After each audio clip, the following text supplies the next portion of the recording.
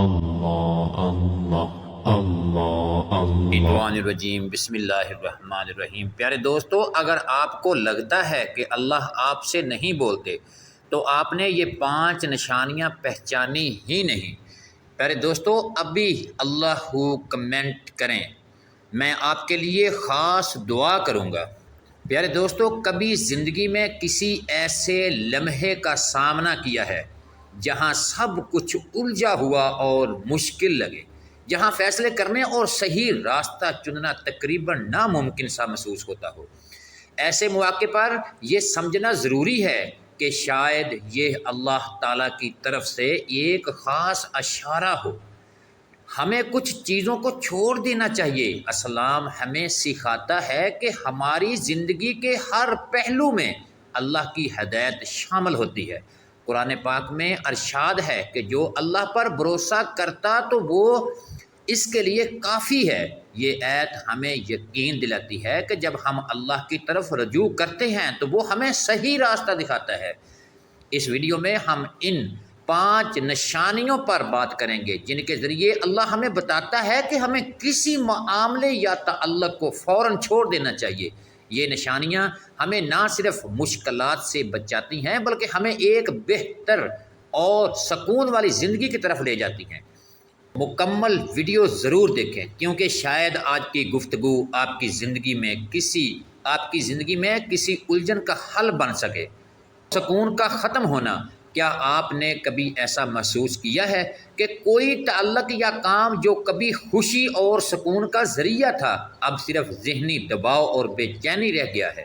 کبھی آپ سوچتے ہیں کہ آپ نے اتنی محنت کی، سب کچھ دینے کی کوشش کی، پھر بھی آپ کا دل مطمئن کیوں نہیں ہو رہا؟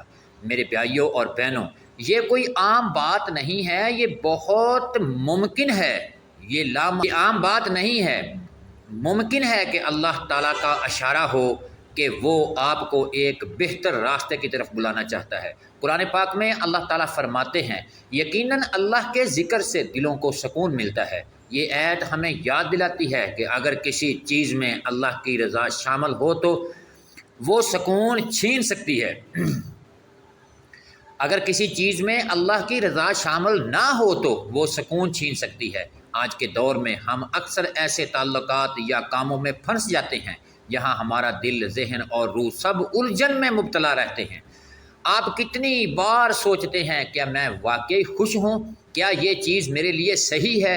یہ سوالات بذات خود ایک نشانی ہے کہ شاید اللہ آپ کو کچھ چھوڑنے کے لیے کہہ رہا ہے۔ یاد رکھیں، سکون ایک نعمت ہے جو اللہ تعالیٰ ہمیں تب عطا کرتا ہے جب ہم صحیح راستے پر ہوں۔ اگر آپ مسلسل بے چینی محسوس کر رہے ہیں تو ایک لمحے کے لیے رکیں، دعا کریں اور اللہ سے رہنمائی مانگیں۔ یہی وقت ہے اللہ کے فیصلے پر بھروسہ کرنے کا، کیونکہ وہ ہمیشہ ہمارے لیے بہتر جانتا ہے۔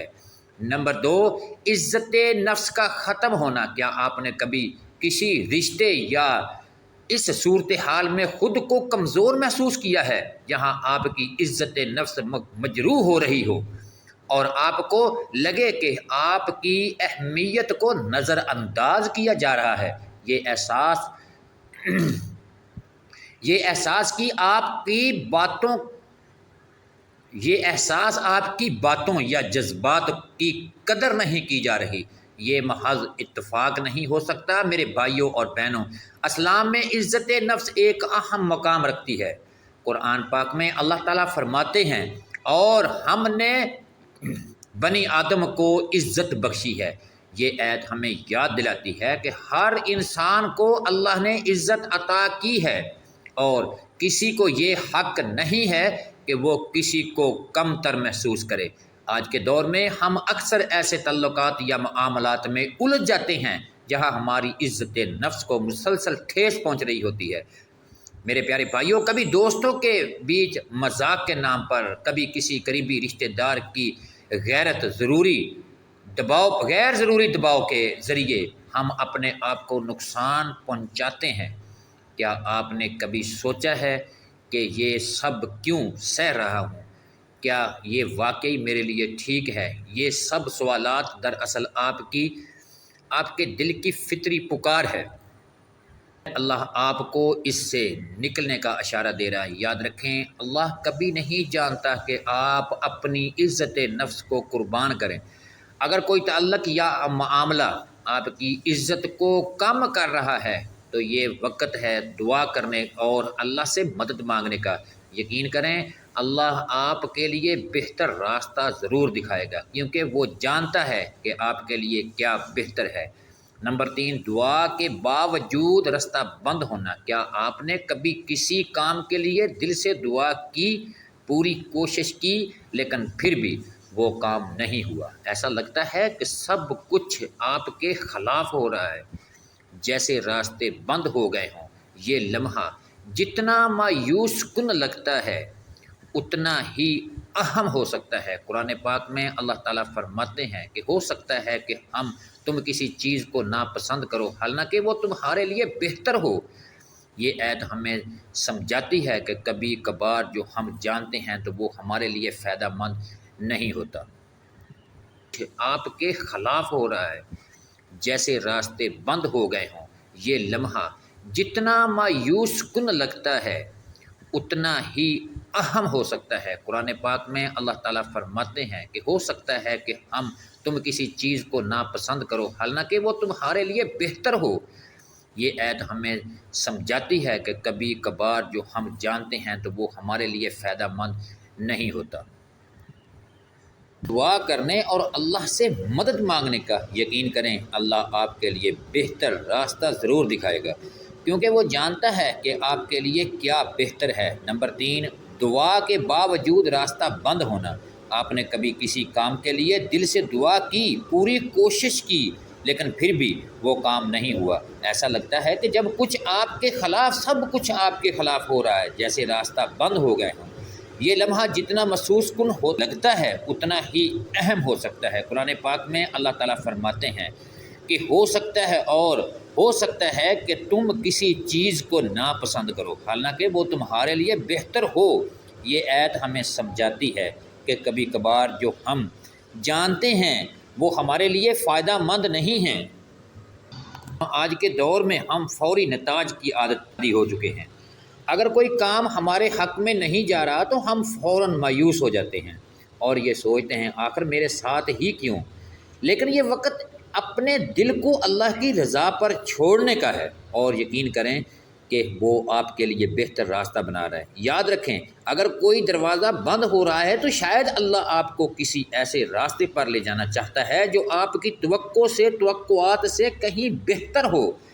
دعا کریں، صبر کریں، اور اس وقت کو اللہ تعالیٰ کے قریب جاننے کے لیے استعمال کریں۔ یہی وقت ہوتا ہے جب آپ کو اللہ پر مکمل اعتماد کرنے کی ضرورت ہوتی ہے، کیونکہ وہ کبھی بھی آپ کو تنہا نہیں چھوڑے گا۔ نمبر 4، وقت اور مواقع کی ناقدری۔ آج کے دور میں ہمارا سب سے بڑا مسئلہ یہ ہے کہ ہم اپنے وقت اور مواقع کی قدر نہیں کرتے۔ ہم اکثر ایسے کاموں میں مگن ہوتے ہیں جو نہ صرف ہمارے مکر ہیں بلکہ ہمارے دین اور دنیا دونوں کو متاثر کرتے ہیں۔ یہی وہ لمحہ ہوتا ہے جب ہمیں رک کر سوچنا چاہیے، کیا میں اپنی زندگی کے قیمتی لمحات ضائع کر رہا ہوں؟ نبی کریم صلی اللہ علیہ وآلہ وسلم نے فرمایا، 5 چیزوں سے پہلے غنیمت جانو۔ اپنی جوانی سے پہلے، اپنی صحت کو بیماری سے پہلے، اپنی خوشحالی کو تنگ دستی سے پہلے، اپنے فارغ وقت کو مصروفیت سے پہلے، اور اپنی زندگی کو موت سے پہلے۔ یہ حدیث ہمیں سکھاتی ہے کہ وقت اللہ کی طرف سے ایک عظیم نعمت ہے اور ہمیں اسے بامقصد کاموں میں لگانا چاہیے۔ سوشل میڈیا کا حد سے زیادہ استعمال، غیر ضروری ملاقاتیں یا غیر مفید عادتیں ہماری زندگی کے قیمتی لمحات کو ضائع کر سکتی ہیں۔ میرے بھائیوں اور بہنوں، اگر آپ دیکھتے ہیں کہ کوئی چیز آپ کے وقت کو ضائع کر رہی ہے یا آپ کو ترقی سے روک رہی ہے تو یہ اللہ کی طرف سے ایک موقع ہو سکتا ہے، اور آپ اپنی ترجیحات پر غور کریں، دعا کریں اور اللہ آپ کو سمجھ اور حکمت عطا کرے کہ آپ دیکھتے ہیں کہ کوئی چیز آپ کے وقت کو ضائع کر رہی ہے یا آپ کو ترقی سے روک رہی ہے تو یہ اللہ کی طرف سے ایک موقع ہو سکتا ہے، اور آپ اپنی ترجیحات پر غور کریں، دعا کریں اور اللہ آپ کو سمجھ اور حکمت عطا کرے کہ آپ اپنی زندگی کے قیمتی لمحات کو بہترین انداز میں استعمال کریں اور اسے اللہ کی رضا کے مطابق بنائیں۔ نمبر 5، دعا اور رجوع۔ اللہ جب زندگی میں کوئی راستہ واضح نہ ہو یا حالات آپ کے لیے مشکل ہو جائیں تو یہ اللہ کی طرف سے رجوع کرنے کا وقت ہوتا ہے۔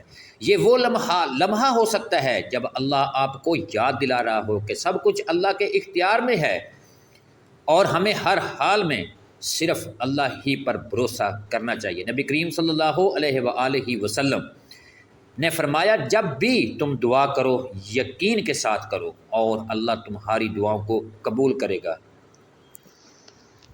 ایک مسلسل عمل ہے، ہمیں ہمیشہ دعا کرنی چاہیے اور اللہ ہمیں صحیح راستہ دکھائے، ہماری غلطیوں کو معاف کرے اور ہمیں ایسی سمجھ عطا کرے کہ ہم اپنی زندگی کو اللہ کی رضا کے مطابق ڈال سکیں۔ اگر آپ کو لگتا ہے کہ یہ ویڈیو آپ کو اپنی زندگی پر غور کرنے کی طرف راغب کر رہی ہے تو اسے دوسرے 5 دوستوں کو ضرور شیئر کریں۔ امید ہے کہ آپ ہماری ویڈیو بھی بھرپور لائک کریں گے اور اپنے دوست اور خاندان والوں کے ساتھ شیئر کریں گے۔ آپ لوگوں کے پیار بھرے کمنٹس ہمارا حوصلہ افزائی کا ذریعہ ہے، کے ساتھ شیئر کریں گے۔ آپ لوگوں کے پیار بھرے کمنٹس ہمارا حوصلہ افزائی کا ذریعہ ہے اور ہم ان کے لیے آپ کا دل سے شکریہ ادا کرتے ہیں۔